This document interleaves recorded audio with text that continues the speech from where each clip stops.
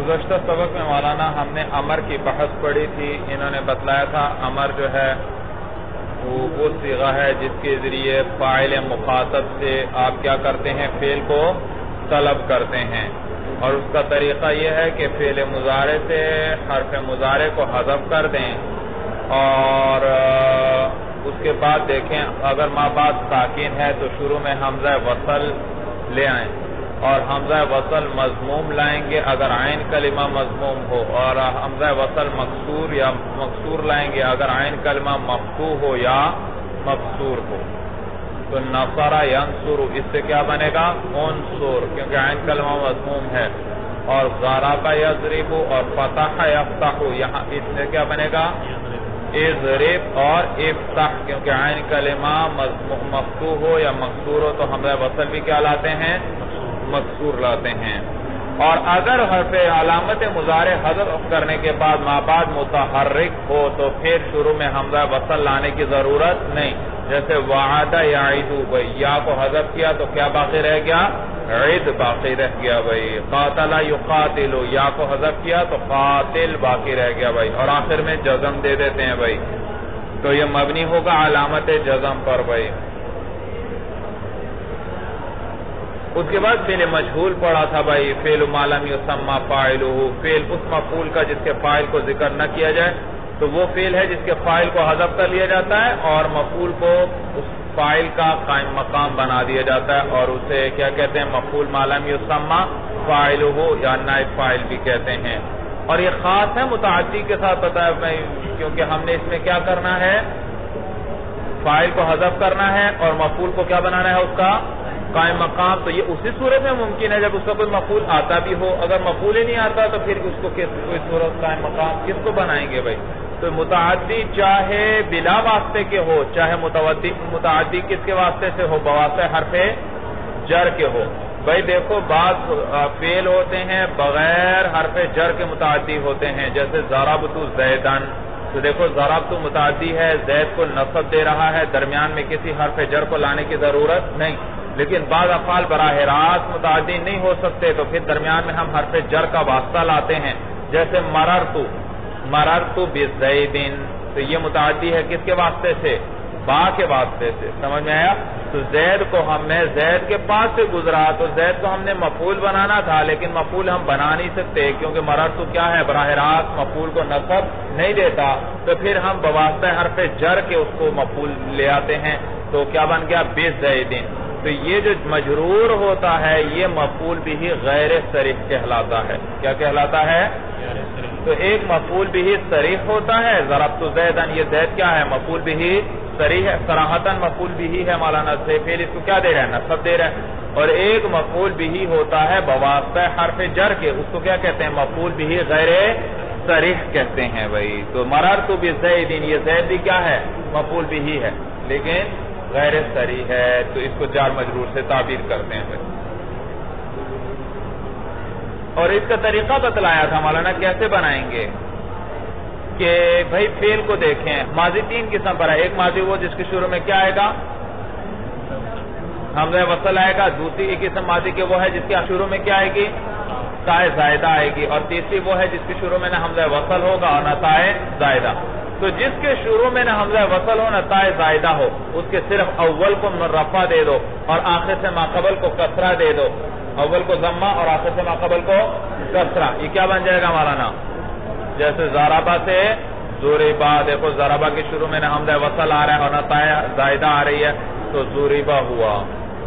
اور ایک وہ ہے جس کے شروع میں حمزہ وصل آئے، ایک وہ ہے جس کے شروع میں تائے زائدہ آئے. تو جس کے شروع میں تائے زائدہ آئے اس میں اول کو بھی ضمہ دیں گے یعنی تا کو بھی فعل مجہول بنانے کے لیے، اور ثانی کو بھی ضمہ دے دیں گے اور آخر سے ماقبل کو کسرہ دے دیں گے. تو تفعلل سے کیا بنے گا مولانا، تا کو بھی ضمہ دو اور ثانی فا کو بھی ضمہ دو اور آخر سے ماقبل کو کسرہ دو، کیا بن جائے گا، تو فعللا. سمجھ میں آیا بھائی، تو فعللا. تفعل اس سے کیا بنے گا، تو فعل. سمجھ میں آیا بھائی. اور جن کے شروع میں حمزہ وصل آیا تھا ان سے فعل مجہول بنانے کا کیا طریقہ ہے؟ ماضی کی بات چل رہی ہے، یہ یاد رکھنا. اس کے شروع میں مولانا حمزہ وصل کو بھی ضمہ دے دو اور ثالث کو بھی ضمہ دے دو، کیونکہ ثانی تو ساکن ہے. تو استخرج کے شروع میں حمزہ وصل آیا، حمزہ وصل کو بھی ضمہ دو، اور ثالث تا ہے اس کو بھی ضمہ دو. کیا بن جائے گا؟ اور آخر سے ماقبل کو کسرہ، استخرجا. تو یہ طریقہ ہے بھائی. اور فعل مضارع کے اندر کیا طریقہ ہے؟ کہتے ہیں فعل مضارع کے اندر صرف ماقبل اول کو ضمہ دے دو اگر ضمہ نہیں ہے، اور علامت مضارع کو ضمہ دے دو اگر ضمہ نہیں ہے، اور آخر سے ماقبل کو کیا دے دو؟ فتحہ دے دو. تو ضرب یضرب، اول کو ضمہ دیا، کیا ہوا؟ اور آخر سے ماقبل کو فتحہ دیا. یضرب، یکرم، ینصر. سمجھ میں آیا؟ اور اگر پہلے سے ضمہ ہے یکرم، تو ضمے کو برقرار رکھو اور آخر سے ماقبل کو فتحہ دے دو. تو یکرم کو یا پہلے مضموم ہے تو یکرم. سمجھ میں آیا بھائی؟ یکرم فعل مجہول بن جائے گا. یہ تو عام افعال کی بات ہی مولانا. اجوف کا حکم ذرا مختلف ہے. اجوف کی ماضی کے اندر کہتے ہیں مولانا، اگر قال، اجوف قال ہے، باع ہے، ان سے فعل مجہول بنانے کا کیا طریقہ ہے؟ کہتے ہیں اس میں بھائی تین طرح پڑھ سکتے ہیں. قیلا، بیعا بھی پڑھ سکتے ہیں، قولا، بوعا بھی پڑھ سکتے ہیں، اور اشمام کے ساتھ قولا کسرے کو ضمے کی بو دے دیں. قولا، بیوعا، یہ بھی پڑھ سکتے ہیں. اسی طرح ہر وہ اجوف جس کے آخر میں فعیلا وزن آ رہا ہو اس کے اندر یہ تینوں پڑھنا جائز. جیسے مولانا جیسے اختیرا، اس میں کیا پڑھنا جائز؟ اختیرا پڑھنا بھی جائز، اختورا پڑھنا بھی جائز، کیونکہ آخر میں کیا آ رہا ہے؟ فعیلا وزن. اختیرا، فعیلا، تیرا، فعیلا وزن آ رہا ہے. اختورا پڑھنا بھی جائز، اور اختیورا کسرے کو ضمے کی بو دینا بھی جائز ہے. انقیدہ میں بھی اسی طرح مولانا، انقیدہ بھی پڑھ سکتے ہیں، اور انقودہ اور انقیودہ، کیونکہ اس کے آخر میں بھی کیا وزن آ رہا تھا؟ اصل میں یہ تھا انقویدہ. انقویدہ فعیلا وزن. تو جن کے آخر میں فعیلا وزن آئے گا ان میں تین پڑھیں گے، اور جن کے آخر میں نہیں تو وہاں یہ نہیں پڑھیں گے. لہذا استخیرہ، اقیمہ کے اندر یہ وزن نہیں آئے گا، کیونکہ استخیرہ یہاں فعیلا وزن نہیں آ رہا. اور اقیمہ اصل میں کیا ہے؟ اقویمہ، فعیلا وزن نہیں بن رہا بھائی، قاف ساکن ہے، تو لہذا وہاں نہیں پڑھیں گے یہ. چنانچہ یہ سمجھ میں آیا بھائی؟ تو اجوف کی ماضی کے اندر یہ تین طرح پڑھنا جائز. اور اجوف کے مضارع کے اندر بھائی، اجوف کے مضارع میں عین الف سے بدل جائے گا. عین کلمہ کس سے بدلے گا؟ تو یقول سے کیا پڑھیں گے؟ یقال. یباع، یبیع سے کیا پڑھیں گے؟ یباع پڑھیں گے. اس کے بعد مولانا فعل کے بارے میں پڑھا تھا کہ فعل جو ہے کبھی متعدی ہوتا ہے، کبھی لازمی ہوتا ہے. متعدی وہ ہے جس کے معنی کا سمجھنا فاعل کے علاوہ ایک اور متعلق پر بھی موقوف ہو. صرف فاعل سے بات پوری نہ ہوتی ہو بلکہ ایک اور متعلق کی بھی ضرورت ہو. ضرب زید مولانا جب تک مضروب کا ذکر نہیں آئے گا اس کا معنی پورا نہیں، کہ ضرب اس وقت تک پائی نہیں جائے گی جب تک مضروب نہ پایا جائے. اور اس کا طریقہ میں نے بتلایا تھا بھائی، اردو میں اس کو معلوم کرنے کا کیا طریقہ ہے؟ اردو میں اس جملے کا ترجمہ کرو، اگر جملے کے اندر نے کا لفظ آتا ہے تو معلوم ہوا فعل متعدی ہے، اگر نے کا لفظ نہیں آتا تو معلوم ہوا یہ متعدی نہیں ہے بھائی. لہذا ضرب زید عمرن، ترجمہ کریں ذرا، زید نے عمر کی پٹائی کی تو نے لفظ آیا، معلوم ہوا یہ متعدی ہے. قام زید، زید کھڑا ہوا، نے نہیں آیا، معلوم ہوا یہ قامہ کیا ہے؟ لازمی ہے. اکل زید، زید نے کھایا، معلوم ہوا یہ متعدی ہے، زید نے کھانا کھایا. اس کے بعد بتلایا تھا متعدی کبھی بیک مفعول ہوگا، کبھی متعدی بدو مفعول ہوگا، کبھی متعدی ہوگا تین مفعولوں کی طرف. بھائی متعدی بیک مفعول کی مثال ضرب زید عمرن، تو ایک مفعول چاہا. متعدی بدو مفعول اعطى زید درہمن، زید نے عمر کو درہم دیا. پھر یہ متعدی بے دو مفعول مولانا یہ دو قسم پر ہیں، ایک باب علمت ہے اور ایک باب اعطیت ہے۔ باب علمت مولانا 6-7 افعال ہیں جو آگے بحث ہم نے پڑھی، جن کو افعال شک و یقین بھی کہتے ہیں۔ اور باب علمت کے اندر آپ نے پڑھا تھا کہ یہ دراصل دونوں مفعول، یہ بھی دو مفعول چاہتا ہے، تو یہ دونوں مفعول دراصل مبتدا خبر ہوتے ہیں۔ زید قائم، زید فاضل تھا، اس پر علمت داخل ہوا، کیا بن گیا؟ علمت زیدا فاضلا، تو یہ دونوں کیا بن گئے؟ مفعول بن گئے، لیکن دراصل یہ دونوں مفعول کیا ہیں آپس میں؟ مبتدا خبر۔ تو یہ باب علمت ہے، اور اس کے اندر مولانا ایک مفعول پہ اکتفا کرنا جائز نہیں، تو آپ علمت زیدا یا علمت فاضلا کہنا جائز نہیں، یا تو دونوں کو ذکر کرو علمت زیدا فاضلا، یا دونوں کو کیا کر لو؟ حذف کر لو اگر کوئی قرینہ وہاں موجود ہے جو مفعولوں پر دلالت کر رہا ہے۔ سمجھ آ رہی ہے بات بھائی؟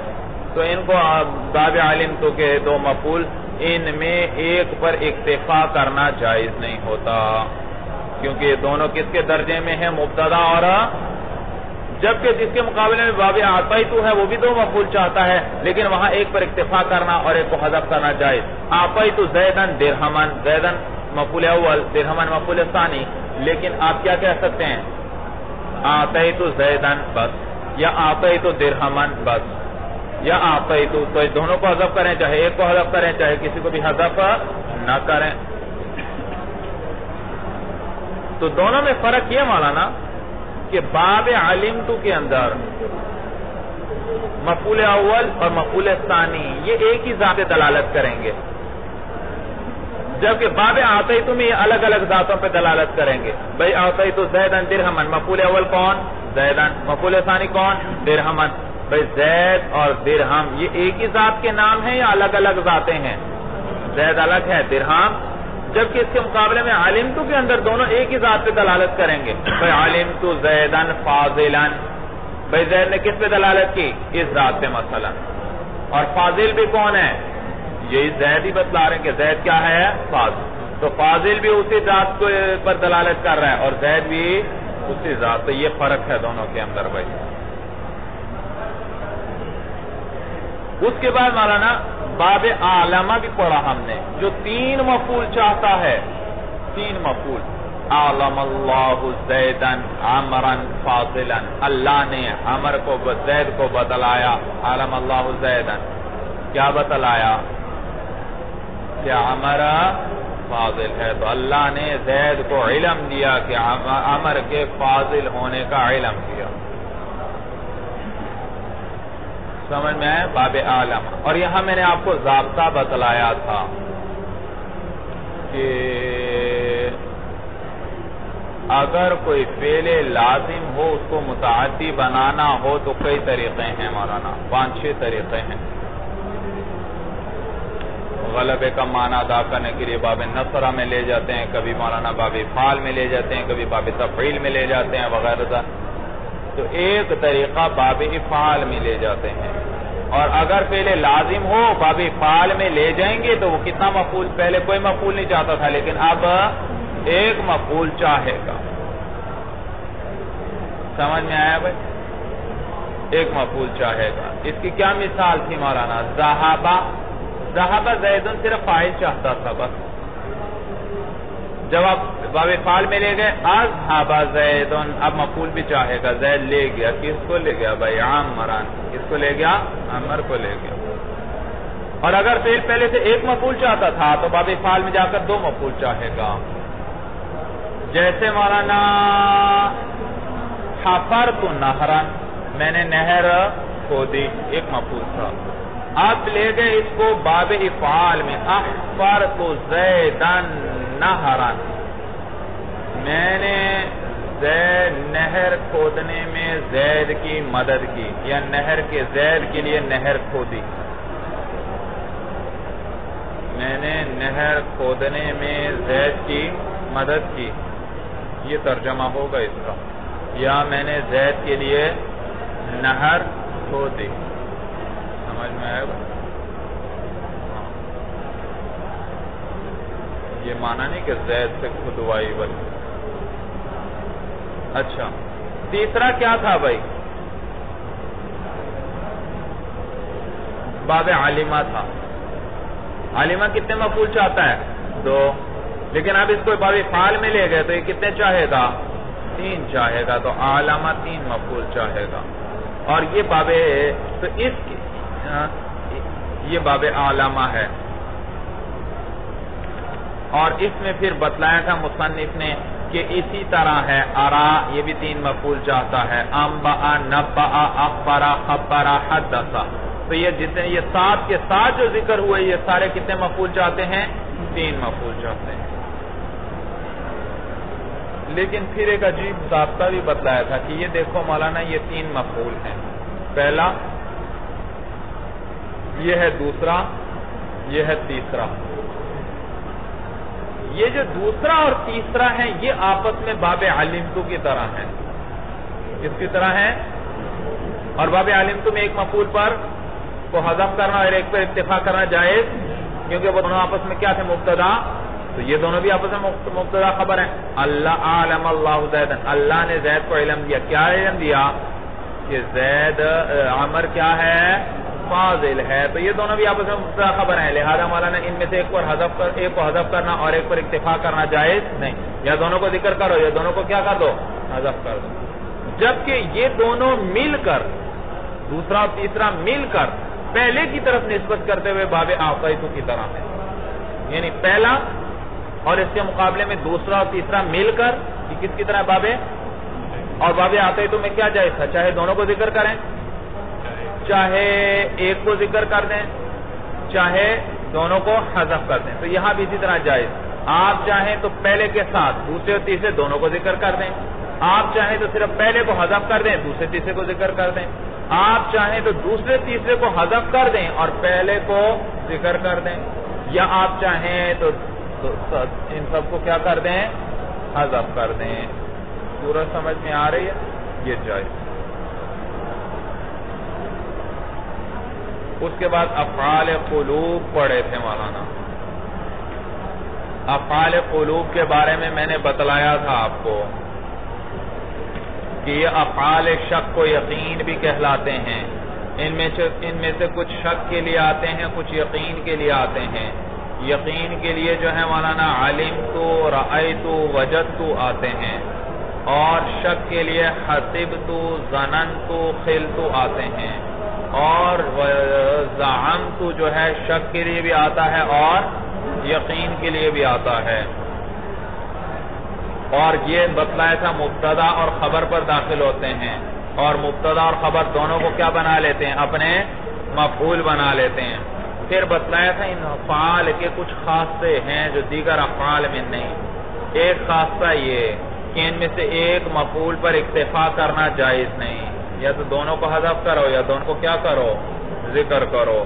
دوسرا خاصہ ان کا یہ تھا کہ اگر یہ دونوں مفعولوں، یہ فعل دونوں مفعولوں کے بیچ میں آ جائے یا مولانا دونوں مفعولوں کے بعد ذکر ہو جائے تو پھر ان کو عمل دینا بھی جائز اور ان کے عمل کو لفظ کر دینا بھی جائز. تو دیکھو زید قائم پر کیا داخل ہوا؟ زید فاضل پر کیا داخل ہوا؟ علمتو. علمتو نے دونوں کو نصب دیا، کیا بن گیا؟ علمتو زیدن فاضلا. تو یہ تو نصب دے گا. لیکن اگر یہ علمتو ان دونوں کے بیچ آیا تو زیدن علمتو فاضلا، نصب دینا بھی جائز، لفظ کرنا بھی جائز. زیدن علمتو فاضلن، چاہے آپ نصب ان کی وجہ سے اپنے یا نصب نہ دیں، دونوں صورتیں جائز. اور اگر اسی طرح آخر میں آیا زیدن فاضلن علمتو، تو چاہے آپ اس طرح نصب دے لیں چاہے تو لفظ کر دیں زیدن فاضلن علم. تو جب یہ افعال اگر دونوں مفعولوں کے بیچ میں آ جائیں یا دونوں مفعولوں کے بعد میں آ جائیں تو ان کے عمل کو لفظ کر دینا بھی جائز ہے، جبکہ باقی افعال میں ایسا نہیں ہوتا. ایک خاصہ ان کا یہ پڑا تھا کہ جب یہ افعال استفہام سے پہلے آ جائیں یا مولانا نفی سے پہلے آ جائیں یا لام ابتدا سے پہلے آ جائیں تو یہ معلق ہو جائیں گے. معلق ہونے کا یہ معنی کہ معنی کے اعتبار سے عمل کریں گے، لفظوں کے اعتبار سے عمل نہیں، یعنی لفظوں کے اندر یہ نصب نہیں دیں گے مولانا، لیکن معنی کے اعتبار سے وہ جو اب آگے آ رہا ہے وہ ان کے لیے مفعول ہی ہوگا. معنی کس طرح کریں گے؟ مفعول والا ہی کریں گے. صورت کیونکہ مولانا استفہام، نفی اور لام ابتدا یہ سارے مولانا صدارت کلام کو چاہتے ہیں. اگر ہم علمتو کو لفظوں میں بھی عامل بنا دیں تو ان سب کی صدارت فوت ہو جائے گی، کیونکہ علمتو ان پر مقدم ہے اور یہ اس کے لیے معمول بن گئے اور عامل کیا ہوا؟ مقدم ہوا، تو ان کی صدارت کیا ہوئی مولانا؟ فوت ہو گئی. اس کے بعد یہ بھی بتلایا تھا کہ عام افعال کے اندر مولانا فاعل اور مفعول ضمیرین متصلین ہوں شیء واحد کے لیے، ذات واحد کے لیے، یہ عام افعال میں جائز نہیں ہے.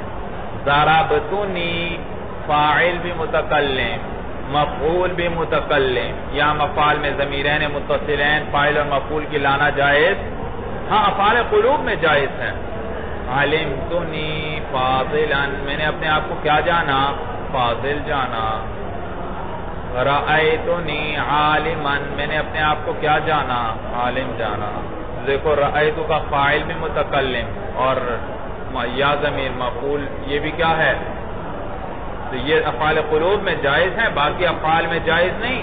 تو باقی افعال میں پھر ہم نفس کا لفظ درمیان میں بڑھاتے ہیں، مضاف بناتے ہیں اس ضمیر کی طرف. ضربتنی نہیں کہیں گے بلکہ کیا کہیں گے؟ ضربتو نفسی کہیں گے بھائی. اور اس کے بعد بتلایا تھا مولانا کہ یہ افعال مولانا ظننتو کبھی اتہمتو کے معنی میں آتا ہے، تہمت لگانے کے معنی میں، پھر یہ ایک مفعول چاہے گا. علمتو کبھی معنی عرفتو کے آتا ہے، یہ پھر کتنے مفعول چاہے گا؟ ایک چاہے گا. رأیتو وہ معنی ابصرتو کے آتا ہے اور ووجدتو وہ معنی اصبتو کے آتا ہے. تو اس صورت میں یہ پھر کتنے مفعول چاہیں گے؟ پھر یہ افعال قلوب رہے ہی نہ. سمجھ میں آئے؟ تو ایک ہے رؤیت قلبی، ایک ہے رؤیت بصری. رؤیت قلبی علمتو کیا ہے؟ رأیتو دیکھا میں نے، یہ ایک رؤیت قلبی ہوتی ہے، اور ایک دیکھنا ہوتا ہے رؤیت بصری، آنکھوں سے دیکھنا مولانا. مثلا رأیتو زیدن فاضلا، میں نے زید کو کیا دیکھا؟ فاضل دیکھا. یا میں نے زید کو کیا دیکھا؟ عالم دیکھا. یہ کیا آنکھوں سے نظر آیا؟ کوئی عالم کے سینگ ہوتے ہیں بھائی؟ نہیں. ہاں آپ کے دل نے اس کو کیا پایا؟ عالم پایا. اس کے علم سے اندازہ ہوا کہ یہ عالم آدمی ہے اس کی باتوں سے. تو اب یہ رؤیت قلبی ہے، آپ نے دل نے اس کو کیا پایا ہے. اور ایک ہوتا ہے آنکھوں سے دیکھنا. رأیت زیدان، میں نے زید دیکھا، دور سے آپ کو زید نظر آیا. تو یہ اب کیا ہے؟ آنکھوں سے دیکھنا. یہ ایک مفعول چاہتا ہے. تو رؤیت قلبی دو. اس کے بعد افعال ناقصہ پڑھے تھے. افعال ناقصہ کے بارے میں آپ نے پڑھا تھا کہ یہ کس لیے آتے ہیں بھائی؟ یہ اپنے فاعل کو اپنے مصدر کی صفت پر نہیں ثابت کرتے بلکہ غیر کی صفت پر ثابت کرتے ہیں. کس پر ثابت کرتے ہیں؟ اس کے علاوہ جتنے افعال ہیں مولانا فاعل کو اپنے مصدر کی صفت پر ثابت کرتے ہیں. ضربہ زیدن، ضربہ نے زید کو کس پر ثابت کیا؟ ضرب پر. زید کے لیے کیا ثابت کی؟ ضرب ثابت کی. اکلا زیدن، اکلا فعل نے زید کے لیے کیا ثابت کیا؟ عقل ثابت کیا. دیکھو اپنے مصدر کو اپنے فاعل کے لیے ثابت کرتے ہیں، جبکہ افعال ناقصہ ایسا نہیں.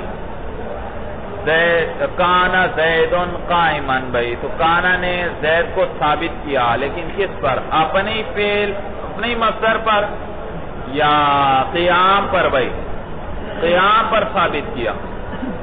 کانا زیدن قائما، تو کانا نے زید کو کس پر ثابت کیا؟ تو زید کے لیے قیام کو ثابت کیا مولانا اپنے مصدر کو. ہاں اپنے معنی کا اثر دے دیتے ہیں. پہلے تھا زید قائم، زید کھڑا ہے. اب ہوا کانا زید قائما، کیا معنی؟ زید کھڑا تھا. تو دیکھو معنی کو اپنا اثر دے دیا. یا مولانا ہے زید غنی، زید دولت مند ہے. اب اس پہ ذرا سارا لے آؤ. سارا زید غنی، زید دولت مند ہو گیا. تو دیکھو سارا نے اپنا اثر دے دیا. کیا دے دیا؟ ہاں اب بھی وہی دولت مندی ہی زید کے لیے ثابت ہوئی، لیکن پہلے کی ثابت تو کہ زید غنی ہے اگر سارا نہ ہوتا. اب سارا نے بتلایا کہ پہلے نہیں تھا، اب کیا بن گیا ہے؟ غنی بن گیا ہے. سمجھ میں آیا؟ تو سارا نے اپنا اثر، تو یہ اپنا اثر چھوڑ جاتے ہیں جملے میں. پھر اس کے بعد بتلایا تھا کہ یہ کانا 3 قسم پر ہے مولانا. ایک کانا ناقصہ ہے، ایک کانا تامہ ہے، ایک کانا زائدہ ہے. کانا ناقصہ وہ ہے مولانا جو صرف فاعل پر بات پوری نہیں ہوتی بلکہ ساتھ ایک اور اسم کو بھی چاہتا ہے. یعنی ایک اسم چاہتا ہے اور ایک اپنی خبر چاہتا ہے. ایک اسم چاہتا ہے اور ایک کیا چاہتا ہے. تو مولانا نحویوں کے بعض نحوی یہ کانا جس کو رفع دیتا ہے اس کو کانا کا کیا کہتے ہیں؟ اسم. اور آگے جس کو نصب دیتا ہے اس کو کانا کی خبر کہتے ہیں. بعض علماء اور صاحب کافیہ وغیرہ اور اصطلاح ہے، بس اصطلاح میں فرق ہے. وہ جس کو یہ رفع دیتا ہے اس کو کہتے ہیں کانا کا فاعل. باقیوں نے کیا کہا تھا؟ کانا کا اسم. انہوں نے کہا کانا کا فاعل. باقی اسی طرح ہے. سمجھ میں آیا؟ صرف نام اصطلاح میں اختلاف ہے کہ وہ نام انہوں نے اسم رکھا، انہوں نے فاعل ہی رکھا. جی تو اسی لیے یہ بھی مولانا یہ صاحب ہدایت و نحو بھی صاحب کافیہ کے انداز میں چونکہ چلتے ہیں تو انہوں نے بھی کانا کے اسم کو کیا قرار دیا؟ کانا کا فاعل. اسی لیے بار بار فاعل کا نام لیتے ہیں. اچھا تو کانا مولانا کیا کرتا ہے؟ جی کانا ناقصہ کیا ہوتا ہے؟ اپنے اسم کو رفع دیتا ہے اور اپنے خبر کو نصب دیتا ہے کانا. تو یہ اسم کے ساتھ ساتھ خبر کو بھی چاہے گا. جبکہ کانا تامہ وہ ہوتا ہے جہاں صرف اسم پر صرف فاعل پہ بات پوری ہو جائے. کانا زیدن یہ کس معنی میں ہوتا ہے؟ ثبتا کے معنی میں. ثبتا زیدن. سمجھ میں آیا بھائی؟ زید ثابت ہوا، زید ہے. ثبتا زید. کانا زید کیا معنی؟ زید ہے. اور تیسرا کانا زائدہ ہے مولانا جس کو اگر حذف بھی کر دیا جائے، ہٹا بھی دیا جائے تو بھی جملے کے معنی پر کوئی اثر نہیں. وہ جیسے پہلے تھا اسی طرح برقرار رہتا ہے. تو یہ تو تھا کانا. اور پھر بتلایا تھا یہ کانا ناقصہ پھر 2 قسم پر ہے. کانا دائمہ ہے، کانا منقطع. کانا دائمہ وہ ہے مولانا جو اپنے اسم کے لیے اپنی خبر کو دائماً ثابت کرتا ہے. کان اللہ علیما حکیما. کیا معنی مولانا؟ کہ اللہ علیم اور اللہ علیم حکیم ہے مولانا. تو دائماً ہے، ہمیشہ ایسے ہیں اور ہمیشہ رہیں. تو علیم ہونا ثابت کیا، حکیم ہونا، اور کس طور پر؟ دوام کے طریقے پر. اور ایک وہ ہے مولانا جس میں انقطاع ہوگا. کان زید شابن. زید کیا تھا؟ جوان تھا. یعنی بات ختم ہو چکی، اب جوانی اس کی ختم ہو چکی. اس کے بعد سارا کی بات آئی تھی. بتایا تھا سارا کس لیے آتا ہے مولانا؟ انتقال کے لیے آتا ہے. یعنی ایک حالت سے دوسری حالت کی طرف بدلنا یا ایک حقیقت سے دوسری حقیقت کی طرف بدلنے پر دلالت کرتا ہے. سارا زید غنیًا. کیا معنی؟ زید دولت مند ہو گیا. یعنی اس کی حالت بدل گئی. پہلے ایسا نہیں تھا اور اب کیا ہو گیا؟ اور ایک کبھی حقیقت بدلنے کے لیے بھی آئے گا جیسے سارا تینوں حجرن. مٹی کیا بن گئی؟ پتھر بن گئی. تو حقیقت ہی بدل گئی اس کی. اسی طرح اصبح امسا اضحا ہے مولانا. اصبح امسا اور اضحا ہے. یہ دلالت کرتے ہیں کہ مضمون جملہ ملا ہوا ہے ان اوقات کے ساتھ. مضمون جملہ میں نے بتایا تھا کس کو کہتے ہیں بھائی؟ جی کہ جملے کا جو خبر ہے اس خبر کا مصدر نکالو یا اس سے مصدر بنا لو اور اس کو مضاف کر دو مبتدا کی طرف. یہ مضمون جملہ نکل آئے گا. زید قائم، زید مبتدا، قائم اس کی خبر. اب اس کا مضمون جملہ ہم نے نکالنا ہے. کیا مضمون جملے کا؟ خبر کا مصدر کیا ہے؟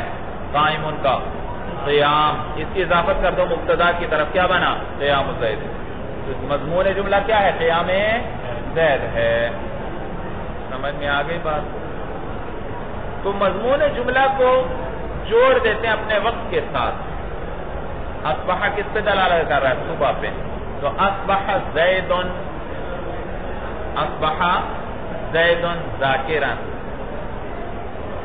تو ذاکر اب ذاکر کا مصدر نکالیں، ذکر کیا نکلے گا، اور مصدر مبتدا کی طرف مضاف کریں، ذکر زید، ذکر زیدن.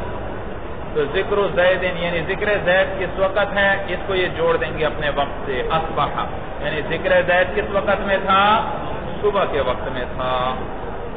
سمجھ میں آیا؟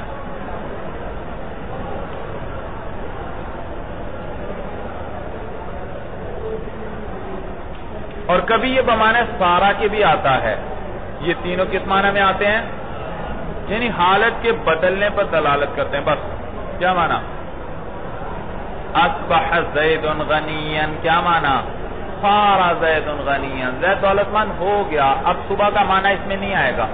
امسا زید غنیا، کیا معنی، صار زید، اب شام کا معنی نہیں آئے گا. اضحى زید غنیا، اب چاشت کا معنی نہیں آئے گا. پورا سمجھ میں آ گئی؟ تو جب سارا کے معنی میں ہوں گے پھر یہ وقت کے لیے نہیں ہوں گے بھائی. اور یہ کبھی کبھی تامہ بھی آتے ہیں مولانا، یہ اصبح اضحى امسا تامہ، یعنی صرف فاعل کو چاہتے ہیں، آگے خبر کی احتیاج نہیں. کیا معنی، اصبح زید ای دخل فی الصبح، صبح کے وقت میں داخل ہوا، زید نے صبح کی. امسا زید، زید شام کے وقت میں داخل ہوا، یعنی زید نے شام کی. اضحى زید یعنی زید چاشت کے وقت میں داخل ہوا، یعنی اس نے چاشت کی. صورت سمجھ میں آئی؟ تو یہ تامہ کہلائیں گے، صرف یہ دخول فی الوقت بتلائیں گے بس. اس کے بعد ظلہ اور باتا کی بات آئی تھی، میں نے بتلایا تھا ظلہ کس کو کہتے ہیں مولانا، دن گزارنا، اور باتا کا معنی ہے رات گزارنا. تو ظلہ زید کاتبا، کیا معنی، یہ بھی مولانا مضمون جملہ کو جوڑ دیں گے اپنے وقت کے ساتھ. تو ظلہ زید کاتبا، جی اس کے پہلے مضمون جملہ نکالیں. مضمون جملہ کیا ہے، زید کاتبا. جی کاتب کا مصدر کیا ہے، کتابت. کتابت کی اضافت کریں زید کی طرف، کتابت زید. تو کتابت زید کب حاصل ہے، دن میں، یعنی سارے دن اس نے کس حالت میں گزارا ہے، کتابت. اسی طرح رات، بات زید کاتبان، تو کتابت زید کس حال میں ہے، کس وقت میں ہے، رات میں، یعنی اس نے کتابت کرتے ہوئے رات گزاری. اور یہ بھی کبھی سارا کے معنی میں آتے ہیں مولانا، سارا کے معنی میں. اور ما زال ما فتح ما برح منفق کا مولانا یہ دلالت کرتے ہیں کہ ثبوت خبر ہے فاعل کے لیے جب سے اس نے اس کو قبول کیا ہے. ما زال زید امیرا، کیا معنی، زید ہمیشہ سے امیر ہے. بھئی ہمیشہ سے کیا معنی، وہ تو ہمیشہ سے تھا ہی نہیں. بھئی جب سے اس نے امارت کو قبول کیا ہے، جب سے امیر بنا ہے، جب سے اس نے صلاحیت پیدا ہوئی امارت کو قبول کرنے کی، اس کے بعد سے وہ مسلسل کیا ہے، امیر ہے. تو ما زالہ کا بھی یہی معنی ہمیشہ سے، ما فتح ما برح منفق کا سب کا معنی کیا کریں گے، ہمیشہ سے. اور اس کے ما دامہ کسی چیز کی وقت بتلانے کے لیے آتا ہے کہ اس کی خبر کسی چیز کے وقت بتلاتا ہے جب تک فاعل کے لیے اس کی خبر ثابت ہو. اقوم، میں کھڑا رہوں گا، ما دامہ آپ کے قیام کا وقت بتلا رہا ہے. اقوم ما دامہ، میں کھڑا رہوں گا اس وقت تک. تو ما دامہ کس لیے آیا، اس نے آپ کا قیام، اس کے کیا کیا، وقت بتلایا. بھئی کب تک ہے آپ کا قیام، جب تک ما دامہ کی خبر ما دامہ کی اسم کے لیے ثابت ہے. ما دامہ زید جالسا، جب تک جلوس زید کے لیے ثابت ہے اس وقت تک آپ کا قیام بھی ثابت ہے. تو یہ معنی تھا کہ ما دامہ دلالت کرتا ہے کیونکہ کسی کام کے وقت بتلاتا ہے، بمدت ثبوت خبرها لفاعلها، اتنی مدت تک جتنی مدت تک اس کے فاعل کے لیے اس کی خبر ثابت ہے. اور لیسا بتلایا تھا جملے کے معنی کی نفی کے لیے آتا ہے، لیسا زید قائما، زید کھڑا نہیں ہے. تو بعضوں نے کہا صرف یہ حال کی نفی کرتا ہے کہ فی الحال کھڑا نہیں ہے. بعض کہتے ہیں مطلقاً مولانا، حال زمانے کی قید نہیں، مطلقاً نفی کر دیتا ہے کسی بھی زمانے میں.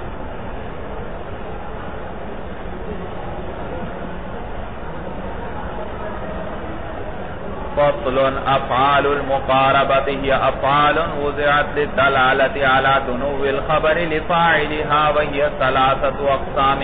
افعال مقاربہ مولانا یہ وہ افعال ہیں جن کو وضع کیا گیا ہے تاکہ دلالت کریں علی دنو الخبر لفاعلها. خبر کے دنو کا معنی قریب ہونا، خبر کے قریب ہونے پر دلالت کریں لفاعلها اپنے فاعل کے. یہ کس چیز پر دلالت کرتے ہیں مولانا کہ جو ان کی خبر ہے وہ ان کے فاعل کے قریب ہے، یعنی اس کو حاصل ہونے والی ہے. مثلا مثال کے طور پر میں کہتا ہوں مثال کے طور پر عصا زید ان یقوم، کیا معنی؟ زید کا کھڑا ہونا قریب ہے. قریب ہے کہ زید کھڑا ہو جائے. عصا زید ان یقوم، تو عصا کا اسم کون؟ زید. عصا کی خبر کون؟ ان یقوم. تو یہ ان یقوم کیا کر رہے ہیں؟ عصا کیا بتلا رہا ہے کہ یہ جو میری خبر ہے، کون ہے خبر اس کی؟ ان یقوم یعنی قیام. یہ کس کے لیے ثابت ہے؟ زید کے لیے. قریب ہے زید کے لیے ثابت ہو جائے، زید کے لیے کیا ہو جائے؟ ثابت ہو جائے. صورت سمجھ میں آئی؟ تو زید نے یعنی ایسا کام شروع کر دیا ہے جس سے پتہ چل رہا ہے کہ کھڑا ہونے والا ہے، یعنی امید جسے کی جا سکتی ہے کہ ان قریب اس کو کیا حاصل ہو جائے گا؟ قیام حاصل ہو. اس سے ان کو کیا کہتے ہیں؟ افعال مقاربہ کہتے ہیں. اور یہ سارے مولانا آپ قرب پر دلالت نہیں کرتے، لیکن ان میں سے چونکہ بعض قرب پر دلالت کرتے ہیں اس لیے ساروں کا نام ہی کیا رکھ دیا؟ افعال مقاربات. باقی احکامات ایک جیسے ہیں اور ان میں سے پھر چونکہ ان سب کی خبر جو ہے نا فعل مضارع آتی ہے، ان سب کی خبر کیا آتی ہے؟ اور بعضوں میں ان آئے گا، بعضوں میں ان نہیں آئے گا مولانا. عصا ان یقوم، عصا کی خبر کیا ہے؟ یقوم، اور ساتھ ما ان کے. اور بعضوں میں ان نہیں آئے گا، جیسے قاد زید یقوم، تو قادہ کی خبر بھی کیا ہے مولانا؟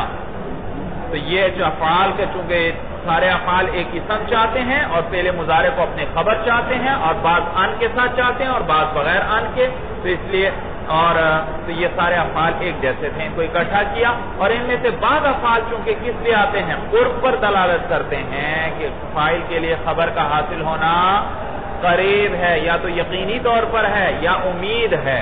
بعد میں یقین ہوتا ہے اور بعد میں کیا ہوتا ہے؟ یقین. تو چونکہ بعض یہ قریب ہونے پہ دلالت کر رہے تھے اس لیے سارے کا انعام کیا رکھ دیا سب کا؟ افعال مقاربہ. تو یہ کل کا نام جز کی وجہ سے رکھا. افعال مقاربہ تو کافی ہیں، 5-6 ہیں، تو لیکن ان میں سے 2-3-4 ہیں وہ کس پہ دلالت کر رہے تھے؟ قرب پر. تو ان 3-4 کی وجہ سے سارے مجموعے کا انعام کیا رکھ دیا؟ مقاربہ رکھ دیا. افعال المقاربت ہی افعال مقاربہ وہ افعال ہیں وضعت للدلالت علی دنو الخبر لفاعلها جن کو وضع کیا گیا ہے تاکہ یہ دلالت کریں علی دنو الخبر. کس بات پر دلالت کریں؟ خبر کے قریب ہونے پر دلالت کریں لفاعلها اپنے فاعل کے. وہی ثلاثۃ اقسام، یہ کتنے قسم پر ہیں؟ 3. الاول، دیکھو مولانا پہلی کے اندر امید ہوگی، خبر کا حاصل ہونا یقینی نہیں ہے، صرف اس کی امید ہے. الاول للرجاء، اول رجا امید کے لیے ہے کہ امید ہے زید کو یہ خبر حاصل ہو جائے عن قریب. وهو عصا، اور وہ عصا ہے وہ فعل جامد لا يستعمل منه غیر الماضی. یہ فعل جامد ہے مولانا، اس میں گردانہ جاری نہیں ہوتی، اس میں صرف ماضی استعمال ہوتا ہے. وهو فی العمل مثل قادہ، اور یہ عمل میں کس کی طرح ہے؟ قادہ کی طرح ہے. قادہ آگے آنے والا ہے. الا ان خبرہ فعل مضارع مع ان، لیکن قادہ جیسے قادہ ایک اسم چاہتا تھا، آگے آئیں بتائیں گے، اور فعل مضارع کو کیا چاہتا تھا؟ بطور خبر کے چاہتا تھا. یہ بھی اس اسم کو ایک اسم چاہتا ہے اور ایک فعل مضارع کو کیا چاہتا ہے؟ خبر. لیکن قادہ میں ان نہیں تھا خبر پر، اور اس میں خبر پر کیا داخل ہوگا؟ ان داخل ہوگا. یہ بات بتلا رہے ہیں مگر یہ کہ اس کی جو خبر ہے عصا کی وہ فعل مضارع ہوگی مع ان، کس کے ساتھ؟ ان کے ساتھ. جیسے عصا زید ان یقوم، ترکیب کریں مولانا. عصا فعل افعال مقاربہ، زید مرفوع لفظاً اس کا اسم، ان ناصبہ، یقوم فعل مضارع منصوب لفظاً، منصوب، اچھا منصوب ہوا ضمیر اس کے اندر مرفوع محلاً فاعل، جو کس کو راجع ہے؟ عصا کے اسم کو، فعل اپنے فاعل سے مل کر جملہ فعلیہ ہو کر آگے بتاویل مفرد، ان نے اس کو کس معنی میں کر دیا؟ مصدر کے معنی میں، اور مصدر کیا ہوتا ہے؟ مفرد ہوتا ہے، تو یہ تھا تو جملہ، لیکن ان نے کیا بنا دیا؟ مفرد بنا دیا۔ تو مفرد بنانے کا معنی یہ ہوتا ہے مولانا کہ اب اس پر سکوت صحیح نہیں، یہ پورا جملہ اب نہ رہا ان یقوم، اب یہ پورا جملہ نہیں مولانا۔ اگر آپ ان یقوم کسی کو کہتے ہیں تو یہ فائدہ تام نہیں دے گا، فائدہ تام نہیں دے گا، سمجھ میں آیا بھائی؟ تو یہ یا تو اس کو جملے کا ایک جز بنا سکتے ہیں، لیکن یہ پورا اب جملہ نہ رہا۔ اچھا، بتاویل مفرد منصوب محلاً، منصوب کیا ہے؟ منصوب محلاً۔ بھئی یہ ان کی بات نہیں کر رہا، یہ ان خود ان یقوم، ان نے تو خود یقومہ کو نصب دیا، یقوم کو، اب ان اور یقوم سارے مل کر بھی محل نصب میں ہے، کیونکہ عصا کی خبر کیا ہوتی ہے؟ منصوب ہوتی ہے، اور خبر کی جگہ صرف یقوم واقع ہو رہا ہے یا ان یقوم ہو رہا ہے؟ تو یہ سارا مرکب ہو کر پھر یہ کیا ہے؟ منصوب ہے محل کے اعتبار سے۔ تو یہ خبر عصا کے لیے، عصا اپنے اسم اور خبر سے مل کر جملہ کیا بنا والا نا؟ جملہ فعلیہ خبریہ ہوا۔ سمجھ میں آیا بھائی؟ جملہ فعلیہ خبر۔ وَيَجُوزُ تَقْدِيمُ الْخَبَرِ عَلَى اسْمِهِ، اور جائز ہے مولانا اس کی خبر کو اس کے اسم پر مقدم کرنا، یوں کہیں عَسَىٰ أَن يَقُومَ زَيْدٌ، عَسَىٰ أَن يَقُومَ۔ اب مولانا ترکیب کرو، عَسَىٰ فعل افعال مقاربہ، ان ناصبہ، یقوم فعل مضارع منصوب، زید اس کا فاعل، زید مرفوع لفظ اس کا پہلے تو فاعل پیچھے تھا نا، زید تھا، لہذا وہ فاعل نہیں بن سکتا تھا، اب تو زید آگے آ گیا، لہذا زید اس کا کیا بن گیا؟ فاعل۔ فعل اپنے فاعل سے مل کر جملہ فعلیہ ہو کر بتاویل مفرد عصا کا فاعل، عصا فعل اپنے فاعل سے مل کر جملہ فعلیہ خبریہ ہوا بھائی، جملہ فعلیہ خبریہ ہوا۔ اب یہ خبر نہیں چاہے گا، اب یہ عصا تامہ ہو گیا۔ کیا ہو گیا؟ صورت سمجھ میں آئی؟ اگر خبر مقدم ہو جائے ان یقوم اور اسم کیا ہو جائے؟ مؤخر ہو جائے، تو وہ اسم مؤخر اب اس فعل کے لیے کیا بن گیا؟ فاعل بن گیا، اب ضمیر بالیدہ نکالنے کی ضرورت نہیں۔ تو جب فاعل بن گیا اس کے لیے، تو یہ پورا بتاویل مفرد ہو کر عصا کے لیے کیا بن گیا؟ فاعل بن گیا، آگے اب خبر کی ضرورت نہیں۔ جب خبر کی ضرورت نہ رہی تو عصا کون سا ہوا؟ تامہ ہوا۔ وقد يحذف ان، اور کبھی کبھی ان کو حذف بھی کر لیا جاتا ہے عصا کی خبر سے، اور یوں کہتے ہیں نحو عصا زید یقوم، یہ بھی جائز۔ والثانی للحصول، اور ثانی حصول کے لیے، پہلا امید کے لیے تھا، امید تھی خبر کے بارے میں امید تھی، اب خبر کے بارے حصول یعنی اس میں یقین ہوگا، یقین ہوگا۔ وہو قعدہ، اور وہ کیا ہے؟ قعدہ ہے۔ وخبرہ مضارع دون ان، اور اس کی خبر بھی فعل مضارع ہوتی ہے بغیر ان کے، جیسے قعدہ زید یقوم، قریب ہے زید کا زید کھڑا ہو۔ وقد تدعو، تو دیکھو ترکیب کیا ہوگی؟ قعدہ فعل افعال مقاربہ، زید مرفوع لفظاً اس کا اسم، یقوم فعل، ہوا ضمیر اس کے اندر فاعل، فعل اپنے فاعل سے مل کر جملہ فعلیہ ہو کر منصوب محلاً قعدہ کی خبر، قعدہ اپنے اسم اور خبر سے مل کر جملہ فعلیہ خبریہ ہوا۔ بھائی فعل آ رہا ہے شروع میں تو۔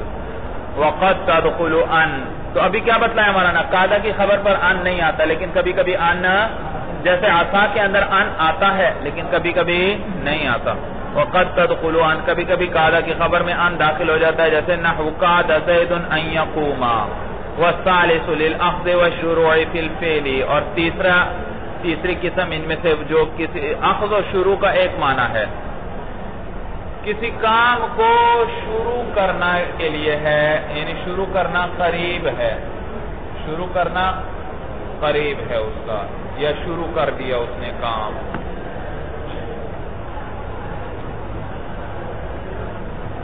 شروع کرنا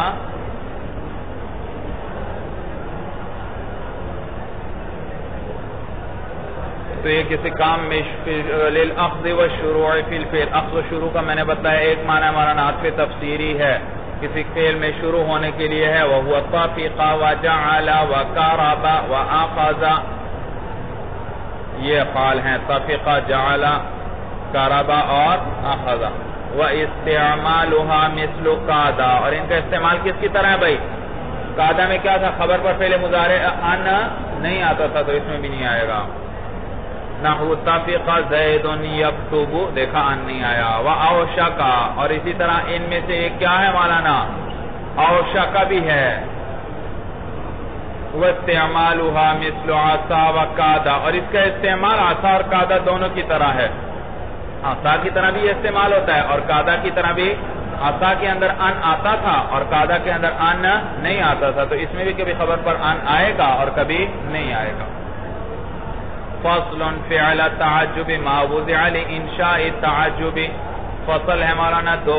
فعلان التعجب تھا، تثنیہ تھا، اضافت کی وجہ سے نون کیا ہوا؟ گر گیا. تعجب کے دو فعل ما وہ ہیں وضع لانشاء التعجب، جن کو وضع کیا گیا ہے کس لیے؟ انشاء تعجب، بھائی تعجب کا اظہار کرنے کے لیے. اس کے لیے آپ کسی بات سے بہت حیران ہوتے ہیں تو اس کے لیے کس طرح عربی میں کہیں گے؟ کس طرح کہیں گے؟ ایک ہوتا ہے خبر دینا، تعجبت من زید، میں زید پر حیران ہوا، زید سے میں کیا ہوا؟ اس کے زید کے فعل سے میں بڑا حیران ہوا. یہ آپ خبر دے رہے ہیں مولانا، خبر کی بات نہیں کر رہا. ایک انشاء تعجب، کسی بات سے حیران رہ جانا مولانا، اظہار کرنا، اپنی حیرت کا اظہار کرنا، حیرت کا اظہار کرنا. مثلا میں کہتا ہوں زید کتنا حسین آدمی ہے، تو یہ میں نے حیرت کا اظہار کیا. یہ میں نے کوئی خبر دی، اس میں کوئی مجھے کہہ سکتا ہے سچا جھوٹا؟ نہیں، یہ میں صرف کیا کر رہا ہوں؟ اپنی حیرت کا اظہار کر رہا ہوں. ہاں اگر میں خبر دوں آپ کو زید بڑا حسین آدمی ہے، اب آپ مجھے کہہ سکتے ہیں کہ آپ سچ بول رہے ہیں یا جھوٹ بول رہے ہیں. تو خبر میں سچ جھوٹ چلتا ہے، انشاء کے اندر سچ جھوٹ نہیں. تو یہاں بھی تعجب کا بھی اظہار کرتے ہیں مولانا کہ یہ کتنی عجیب بات. تو اس کے دو صیغے ہیں. وَلَهُ صِيغَتَانِ، ایک ما افعلہ، نحو ما احسن زیدن، ما افعلہ. دیکھا ضمیر کی جگہ کیا لگایا ہم نے؟ اسم زید لگایا. ما احسن زیدن، یہ ما والا نا اس کے بارے میں اگلے سال تفصیل پڑھیں گے. یہاں انہوں نے اس کی جو تفسیر بیان کی استفہامیہ نکرہ بنایا. ما کو کیا بنایا؟ استفہامیہ اور نکرہ. اسی لیے اس کی تفسیر آگے کیا کر رہے ہیں؟ ایو شیء احسن زیدن، کس چیز نے زید کو حسین بنایا؟ کس چیز نے؟ تو دیکھو استفہام آیا یا نہیں آیا؟ تو دیکھا معلوم ہو استفہامیہ ہے.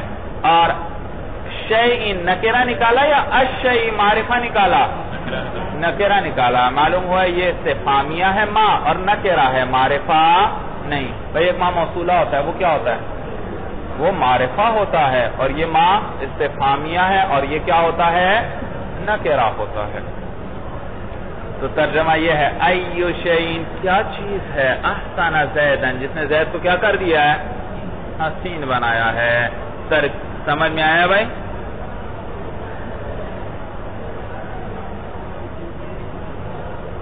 تو ما مولانا ما احسن زیدن، ما استفہامیہ نکرہ مبتدا، ما استفہامیہ نکرہ مبتدا، احسن فعل، ہوا ضمیر اس کے اندر فاعل جو کس کو راجع ہے؟ ما کو. زیدن اس کے لیے مفعول. فعل اپنے فاعل اور مفعول سے مل کر جملہ فعلیہ ہو کر خبر. سمجھ میں آیا؟ تو مبتدا خبر مل کر جملہ انشائیہ ہوا. سمجھ میں آئی بات ہے؟ جملہ انشائیہ ہوا. تو یہ میں نے مانا نا، یہ لغوی اعتبار سے، ترکیب کے اعتبار سے ترجمہ ہم نے کیا. کس چیز نے زید کو حسین بنایا؟ اصل میں یہ معنی تھا، لیکن استعمال یہ کس میں ہوتا ہے؟ اس کا معنی کیا ہے؟ اب اس معنی میں نہیں استعمال. اب میں کہوں ما احسن زیدن، اس کا یہ معنی نہیں کس چیز نے زید کو حسین بنایا. اب معنی ہے زید کتنا حسین ہے. تعجب کر رہے ہیں آپ سے، اتنا حسین ہے بھائی. سمجھ میں آیا بھائی؟ تو اب یہ معنی ہے. یہ صرف ای شیء احسن زیدن، یہ اصل لغت کے اعتبار سے یہ معنی تھا، لیکن اب اس معنی میں نہیں ہے بھائی. وفی احسن ضمیر، اور احسن کے اندر کیا ہے مولانا؟ ابھی کیا نکالی تھی احسن کے اندر؟ ضمیر نکالی تھی ہوا، اور وہ کیا تھی؟ فاعل. وفی احسن ضمیر، اور احسن کے اندر ضمیر ہے وہ فاعل ہو، اور وہ کیا ہے مولانا؟ بھائی وفی احسن، احسن سے کیا ہے؟ فعل ہے نا. احسن بھائی احسن فعل ہے، اور فعل پر فی جارہ داخل ہو رہا ہے. اور آپ نے تو کیا پڑھا ہے؟ فعل پر حرف جر داخل نہیں ہوتا. یہ تو خاصہ ہے کس کا؟ اسم کا. جی کیا جواب دیں گے؟ لفظ مراد ہے مولانا وہ جو عبارت میں احسانہ کا لفظ آیا تھا نا، اس کا نام ہی ہم نے احسانہ رکھ دیا. اس کا نام ہی کیا رکھ دیا؟ احسانہ رکھ دیا. تو یہ اب بطور علم کے استعمال ہو رہا ہے. اور یہ احسانہ بول کر کون سا احسانہ مراد ہے؟ وہ جو ما احسانہ زیدن کے اندر احسانہ آیا تھا، وہ تو فعل تھا. لیکن اس وقت یہ کیا ہے؟ احسانہ یہ فعل نہیں ہے، یہ کیا ہے؟ اسم ہے. یہ اس کا نام ہے، اور نام اسم ہوتا ہے مولانا. تو اس پر کیا داخل ہوا؟ فعل. تو آپ یوں نہیں کہیں گے، یہاں ترجمہ نہیں کریں گے اس نے حسین بنایا، اور اس نے حسین بنایا کے اندر ضمیر ہے. نہیں، اب آپ لفظ باقاعدہ بولتے ہیں. احسانہ کے اندر کیا ہے، اور کون سا احسانہ مراد ہوتا ہے؟ وہ جو ابھی پیچھے گزرا تھا، جیسے لفظ زید آئے، کیا مراد ہوتا ہے؟ خاص فلاں آدمی جس کو آپ جانتے ہیں. تو جیسے زید اس مسمى پہ دلالت کرتا ہے، یہ والا لفظ بھی اس نے اسی مسمى پر کیا کر رہا ہے؟ دلالت کر رہا ہے. ایک تو یہ صیغہ ہے وہ افعل بھی، ایک یہ صیغہ ہے مولانا افعل بھی ہے. جیسے احسن بھی، افعل احسن بھی بزید، احسن بزید، یہ بھی وہی ترجمہ ہوگا مولانا. یہ ہے احسن فعل امر، تو حسین بنا. بزید با زائدہ ہے مولانا، اور زیدن یہ کیا ہے؟ مفعول ہے. مجرور لفظاً، منصوب محلاً. منصوب کیا ہے؟ کیونکہ مفعول کیا ہوتا ہے؟ منصوب ہوتا ہے. اور با کیا ہے؟ زائدہ. تو یہ منصوب محلاً ہے مولانا. تو احسن فعل، انت ضمیر اس کے اندر فاعل، فعل اپنے فاعل سے مل کر، فعل اپنے فاعل اور مفعول سے مل کر جملہ فعلیہ. لیکن یاد رکھو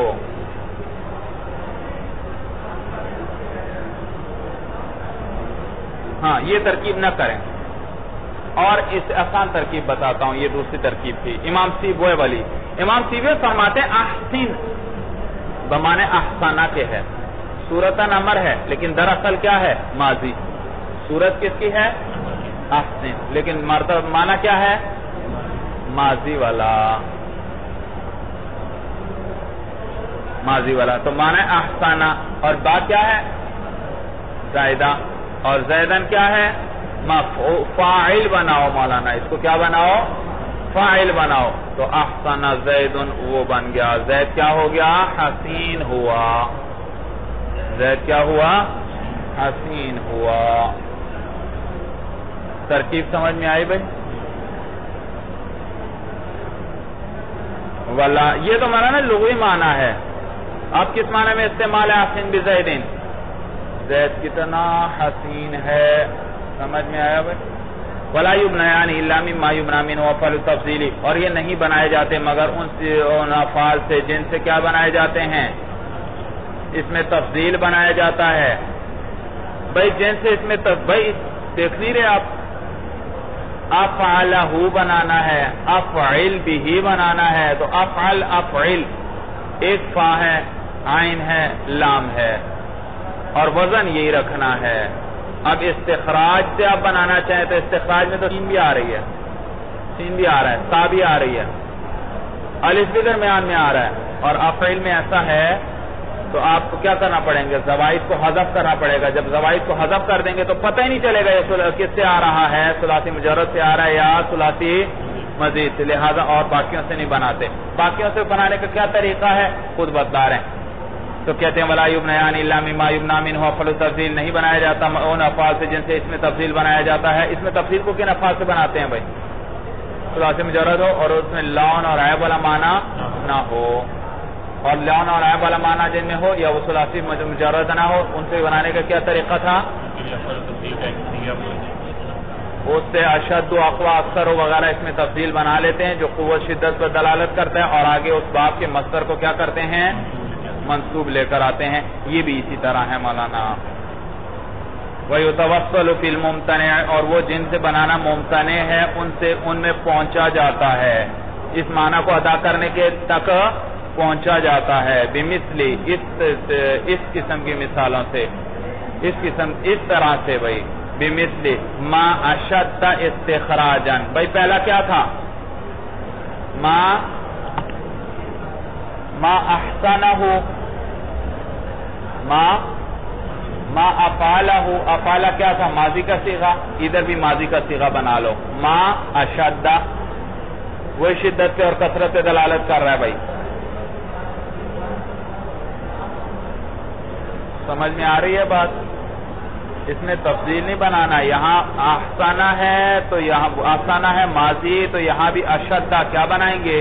ماضی، اور احسن کے اندر صیغہ امر ہے تو آپ بھی کیا بنائیں گے؟ صیغہ امر اشدد بنائیں گے، سمجھ میں آیا؟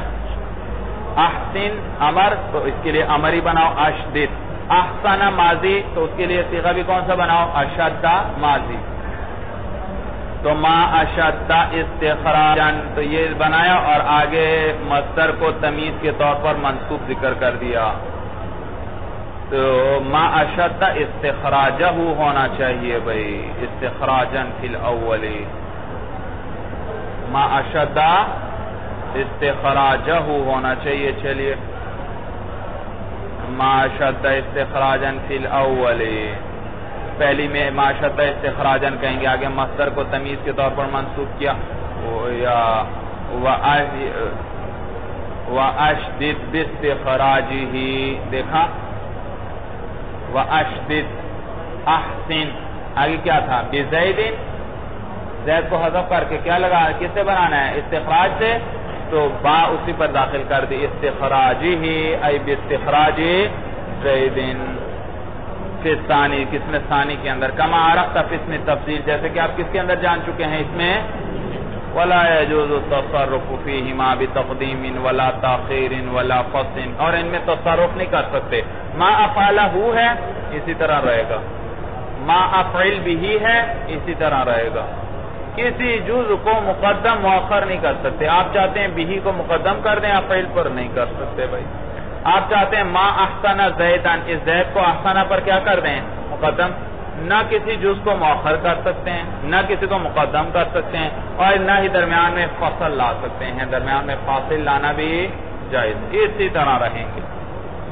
البتہ امام ماضی نے انہیں اجازت دی ہے، وہ فرماتے ہیں کہ ظرف آ جائے تو پھر فاصل درمیان میں فاصلہ لا سکتے ہیں، ولا يجوز التصرف فیہما، ان کے اندر تصرف کرنا بھی جائز نہیں ہے، بتقدیم ولا تاخیر، تقدیم و تاخیر کے ساتھ، ولا فصل، اور نہ ہی فصل کے ساتھ، عامل معمول میں فصل بھی نہیں لا سکتے۔ والمازنی اجاز الفصل، اور امام مازنی نے فصل کی اجازت دی ہے، بالظرف، کس کے ساتھ مولانا؟ ظرف کے ساتھ، جیسے ما احسن اليوم زیدن، تو اصل میں کیا تھا؟ ما احسن زیدن، یہی تھا نا، درمیان میں ظرف بڑھا دیا تو اس سے فاصل لے آئے، یہ وہ فرماتے ہیں جائز، جمہور کہتے ہیں یہ جائز نہیں۔ فصل افعال المدح والذم، افعال مدح و ذم، ما وضع لانشاء مدح او ذم، افعال مدح و ذم وہ ہیں جن کو وضع کیا گیا ہے کس لیے؟ انشاء مدح کے لیے اور انشاء ذم کے لیے۔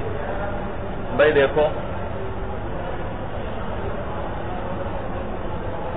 ایک ہے کسی کے مدح کی خبر دینا اور ایک ہے کسی کی مدح کرنا، انشاء مدح کا، انشاء مدح. تو مدح کی خبر دینا اور ہے، انشاء مدح اور ہے.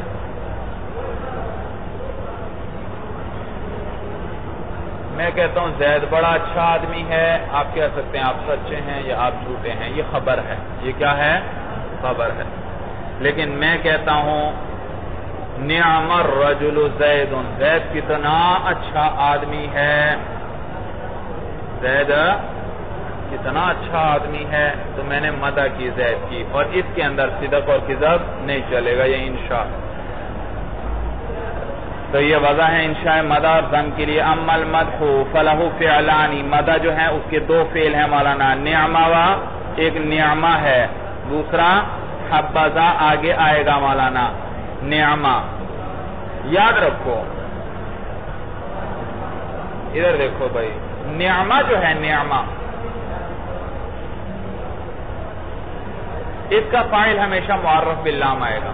نعم الرجل، نعمہ فعل افعال مدح، الرجل اس کا فاعل. یا فاعل معرف باللام نہ ہو، وہ فاعل مضاف ہوگا کس کی طرف؟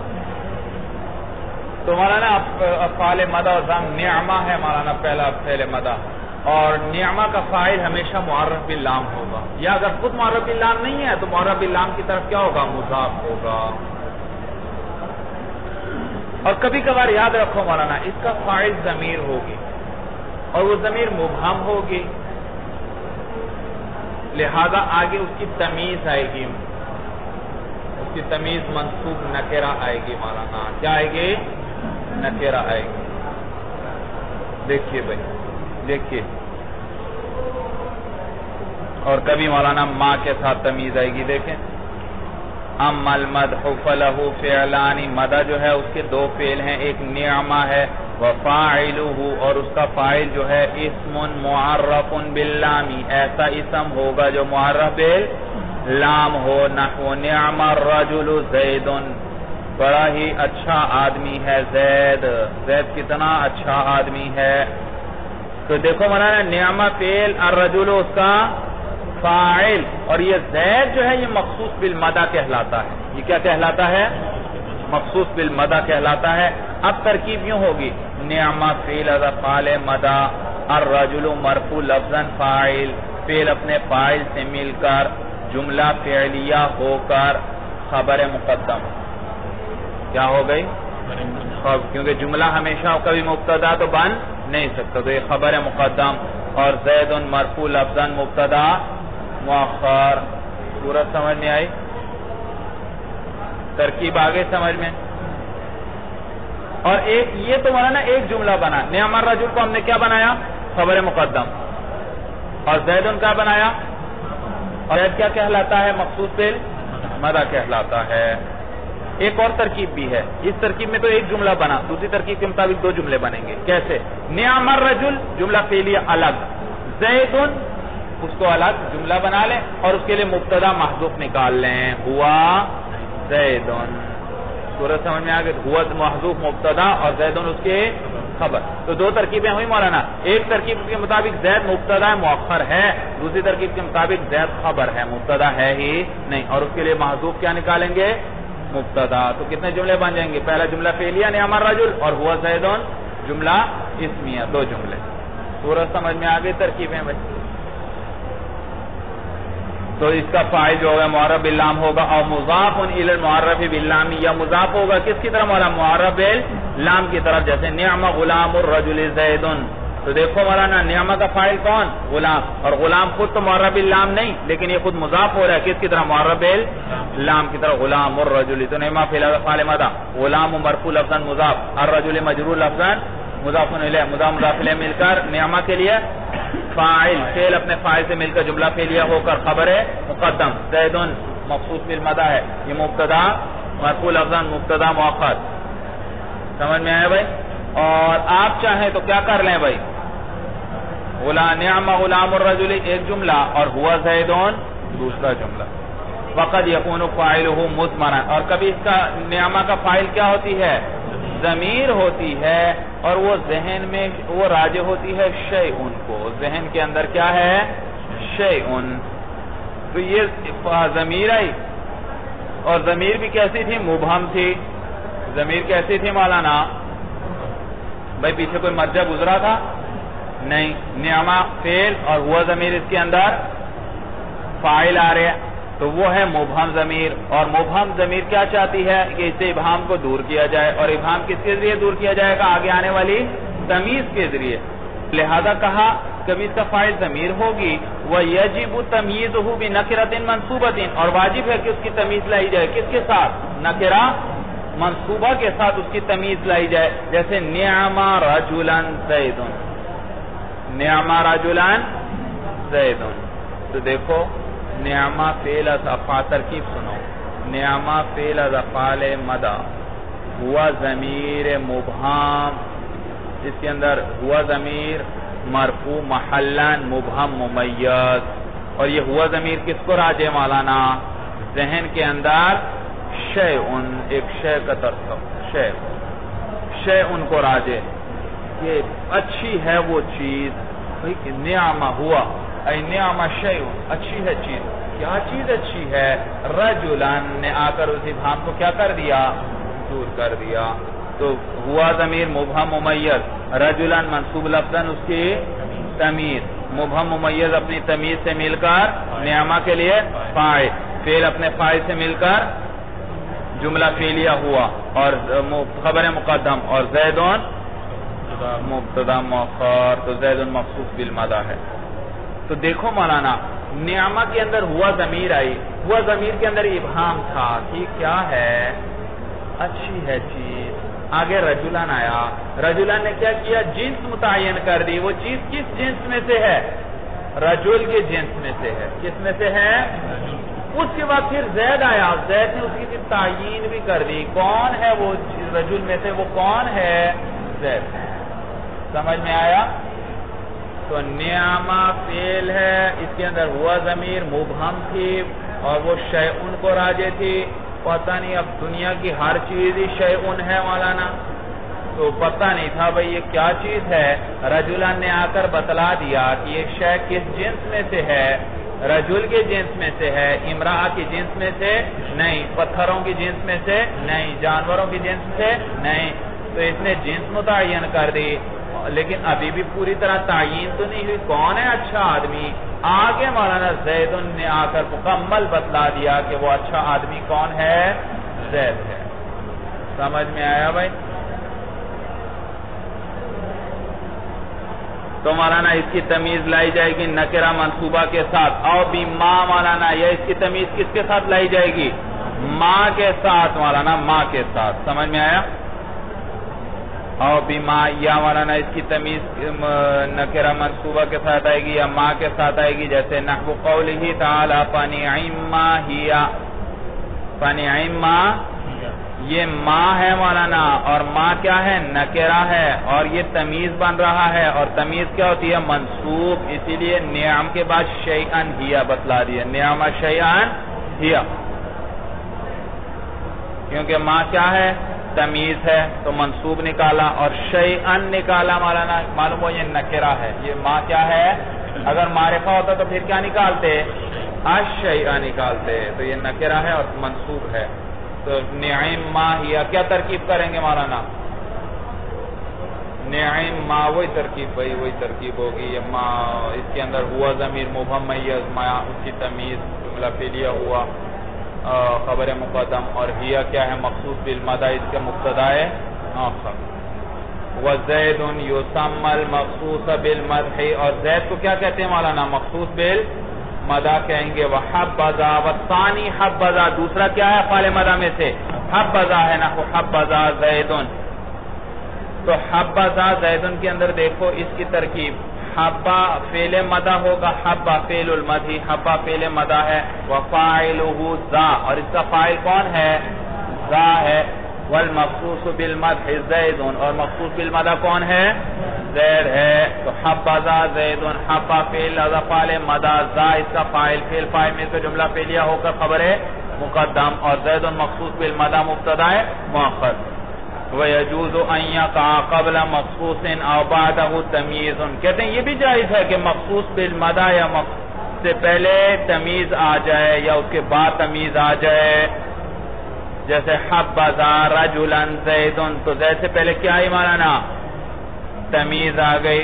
وحبذا زید رجلا، یہاں مخصوص بالمدح کے بعد تمیز آ گئی.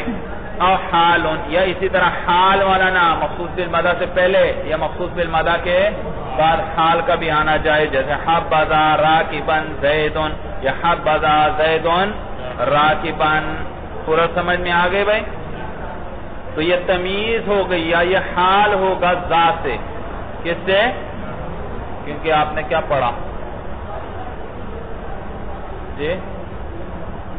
ذا سے حال آئے گا اور نسبت سے تمیز ہوگی مولانا. کہ تمیز کبھی آپ نے پڑھی کس سے آیا کرتی ہے؟ نسبت سے آیا کرتی ہے. اور کبھی تمیز کس سے آتی ہے مولانا؟ اور حال کس سے آتا ہے؟ فاعل سے یا مفعول. اور فاعل کون ہے جملے کے اندر؟ ذا. کون؟ لہذا اس سے حال آئے گا. وَأَمَّا الزَّمْ، یہ تو افعال مدح تھے. باقی زم جو ہے فَلَهُ فِعْلَانِ أَيْضًا، اس کے بھی دو افعال ہیں مولانا. بِئْسَ، ایک بِئْسَ ہے، جیسے بِئْسَ الرَّجُلُ عَمْرٌ. بِئْسَ بھی مولانا نعمہ کی طرح ہے. نعمہ کا فاعل کبھی کیا آتا تھا؟ معرب لام. کبھی مضاف ہوتا تھا کس کی طرح؟ معرب، اور کبھی اس کے اندر ضمیر ہوتی تھی جس کی آگے کیا آتی تھی؟ تمیز نکرہ منصوبہ. وہ تینوں مثالیں دیکھ رہے ہیں، دیکھیے بھائی. بِئْسَ الرَّجُلُ عَمْرٌ، فاعل معرب باللام ہے. وَبِئْسَ غُلَامُ الرَّجُلِ عَمْرٌ، فاعل جو ہے مضاف ہے کس کی طرف؟ معرب باللام کی طرف. وَبِئْسَ رَجُلًا عَمْرٌ، تو بِئْسَ کے اندر وہ ضمیر ہے جو اس کا فاعل ہے اور رجلن اس سے تمیز ہے. وَسَاءَ، دوسرا فعل ضم جو ہے ساء ہے. نحو ساء الرَّجُلُ زَيْدٌ، اس میں بھی وہی تین مثالیں. وَسَاءَ غُلَامُ الرَّجُلِ زَيْدٌ وَسَاءَ رَجُلًا زَيْدٌ. وَسَاءَ مِثْلُ بِئْسَ فِي سَائِرِ الْأَقْسَامِ، اور ساء کس کی طرح ہے مولانا؟ بِئْسَ کی طرح ہے، اسی کی طرح آئے گا مولانا تمام اقسام میں. اچھا جی، تو مولانا افعال کی بحث ختم ہوئی بھئی. افعال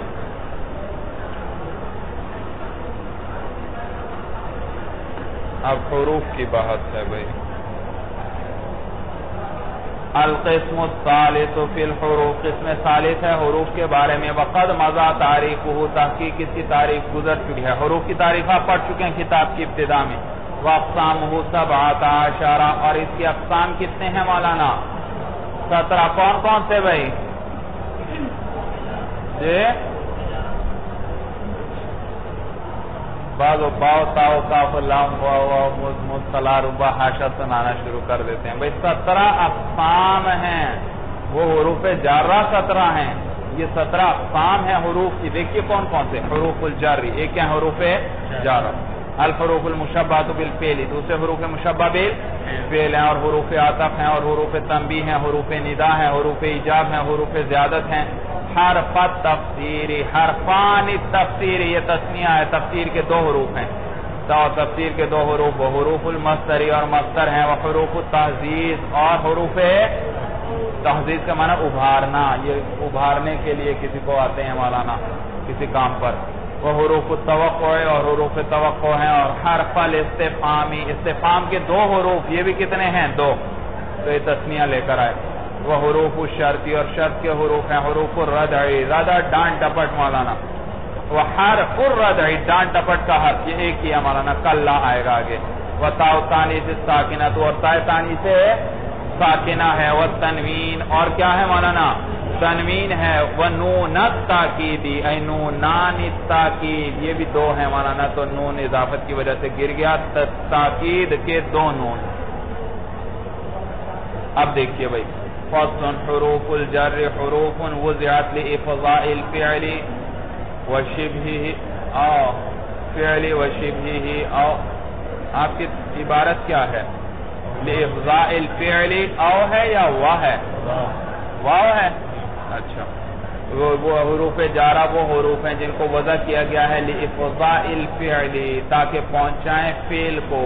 وشبهه، اور شبہ فعل کو. او معنی الفعل، یا کس کو مولانا؟ معنی فعل کو علامہ اس اسم تک تلیہی جو جس کے ساتھ یہ ملے ہوئے ہیں، جس کے ساتھ یہ کیا ہے بھائی دیکھو مررت بزید، با کس کے ساتھ ملی ہوئی ہے؟ زید۔ کس پر داخل ہے؟ با زید پر داخل ہے۔ تو اس نے فعل کو مررت کو کس کے ساتھ جوڑ دیا؟ زید کے ساتھ۔ تو دیکھو مرور کے معنی کو زید تک کس نے پہنچایا؟ بان۔ یہ تعریف ہے حروف جر کی۔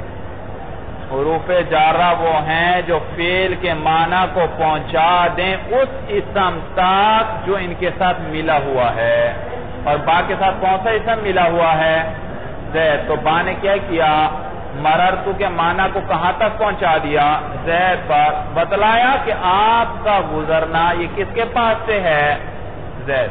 مررت میرا گزرنا کس کے پاس سے ہے؟ زید کے پاس سے ہے۔ یہ کس نے بتلایا؟ با نے۔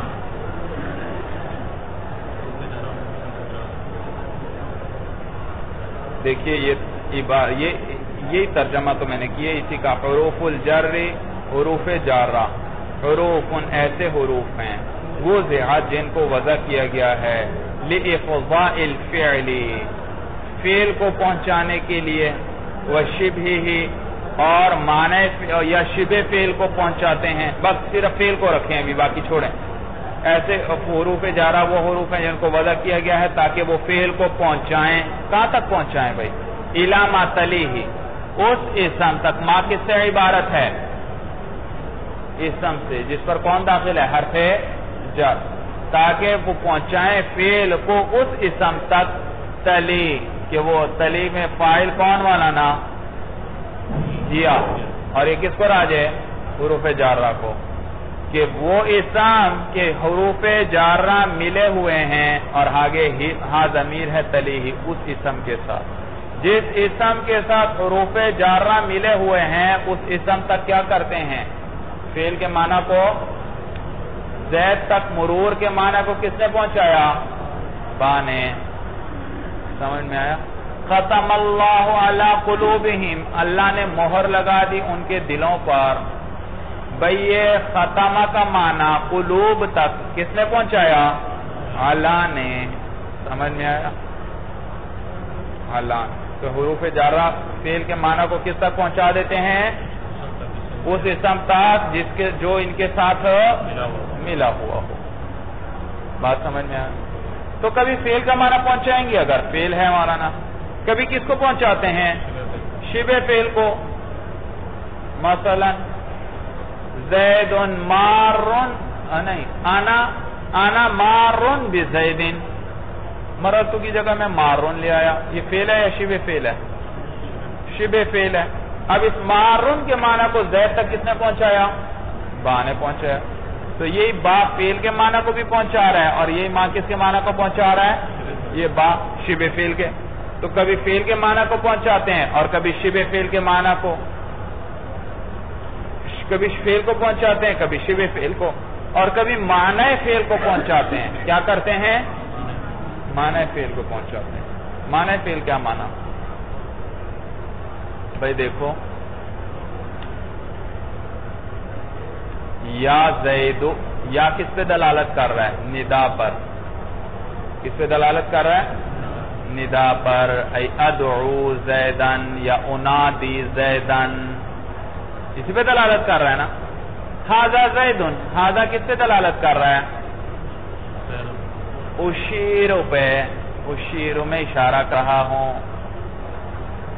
اچھا، ہائے تنبیہ کس پر دلالت کرتی ہے؟ تنبیہ کی ہاں انبیہ پر، میں آپ کو متنبہ کرتا ہوں اس بات پر۔ تو یہ معنی فعل کی مثال ہے۔ یا دلالت کرتا ہے ادعو یا انادی پر، یہ دیکھو یا کے اندر بھی معنی فعل ہے، ھذا کے اندر بھی کیا پایا جا رہا ہے؟ معنی فعل آیا۔ تو بعض جگہ فعل یا شبہ فعل خود نہیں ہوتا لیکن ان کا معنی وہاں پر موجود ہوتا ہے۔ تو کبھی کب تو یہ معنی فعل کو بھی حروف جارہ اس اسم تک پہنچا دیں گے جس پر یہ داخل ہوئے ہیں، جس پر کیا ہوئے ہیں؟ داخل ہوئے ہیں۔ سورج سمجھ میں آ گئی؟ تو یہ مولانا حروف جارہ جو ہیں ان کو وضع کیا گیا ہے تاکہ یہ پہنچائے فعل کو یا شبہ فعل کو یا معنی فعل کو اس اسم تک جو ان کے ساتھ ملا ہوا ہے۔ نحو مررت بزید، بھائی مرور کے مررتو کے معنی کو زید تک کس نے پہنچایا؟ با نے، میں گزرا زید کے پاس سے، میں زید پر گزرا۔ وَأَنَا مَارٌ بِزَيْدٍ، بھائی میں زید پر گزرنے والا ہوں۔ بھائی جی یہ مارون کے معنی کو زید تک کس نے پہنچایا؟ بھائی با نے۔ وَحَاذَا فِي الدَّارِ أَبُوكَ، تو دیکھو حَاذَا فِي الدَّارِ أَبُوكَ أَيْ أُشِيرُ إِلَيْهِ فِيهَا، یہ حاضہ جو ہے یہ معنی فعل ہے بھائی، یہاں پر معنی فعل پر موجود ہے، کس معنی ان میں ہوتا ہے؟ یہ اشیرو پر دلالت کرتا ہے یہ حاضہ، تو یہاں معنی فعل ہے۔ دیکھو نہ فعل ہے نہ شبہ فعل لفظوں میں موجود نہیں، لیکن معنی فعل یہاں پر ہے۔ اس معنی فعل کو پھر دار تک کس نے پہنچایا؟ فی نے پہنچایا۔ تو اس معنی فعل کو اس اسم تک پہنچایا فی نے جس پر یہ داخل ہوا ہے۔ تو دیکھا ای اشیرو، دیکھا حاضہ کا کیا معنی کیا انہوں نے؟ اشیرو الیہ فیہا،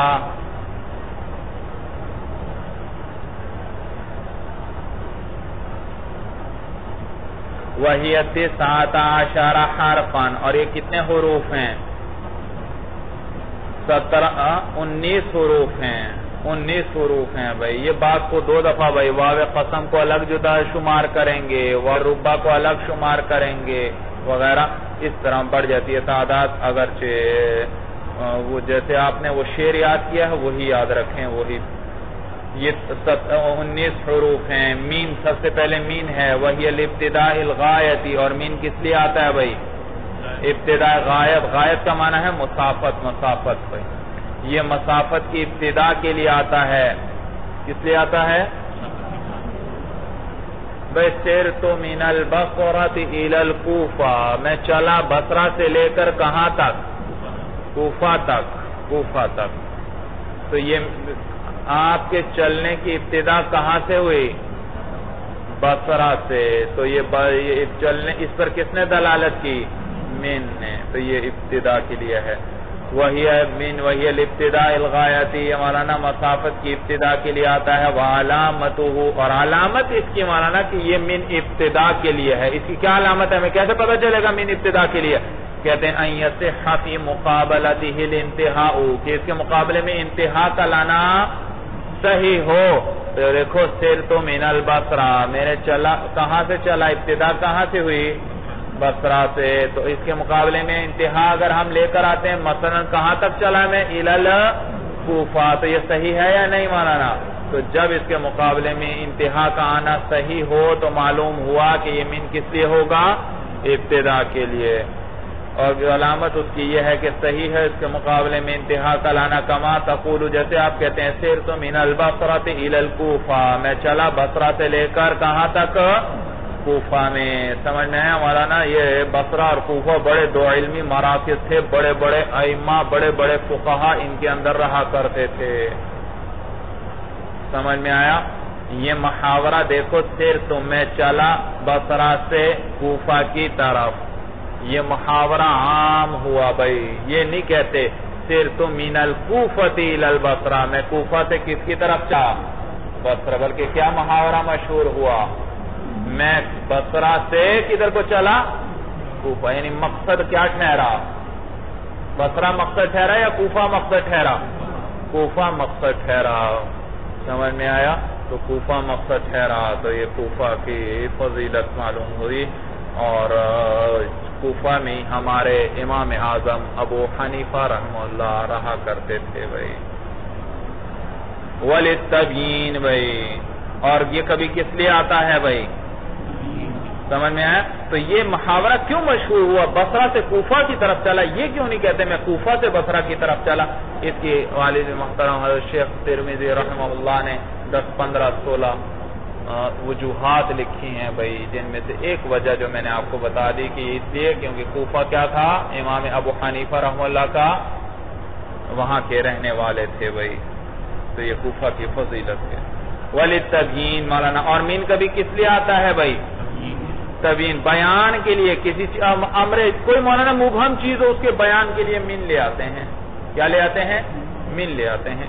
بہت کثرت سے عباراتوں میں یہ مین بیان کے لیے استعمال ہوتا ہے بھائی۔ علامت کیا ہے؟ ہمیں کیسے پتہ چلے گا یہ مین بیان کے لیے ہے؟ کہتے ہیں علامت اس کی یہ ہے یصح وضع لفظ الذی مکانہ، کہ اس کی جگہ لفظ الذی کو یصح صحیح ہو وضع لفظ الذی کے لفظ کو رکھنا مکانہ اس کی جگہ پر، الذی کے لفظ کو اس کی جگہ، مولانا اس مین کو اٹھائیں، اس مین کی جگہ اٹھا کر لفظ الذی رکھ دیں، اگر صحیح ہے تو معلوم ہو یہ مین بیان کے لیے ہے، اگر صحیح نہیں تو معلوم ہو یہ مین بیان کے لیے نہیں ہے۔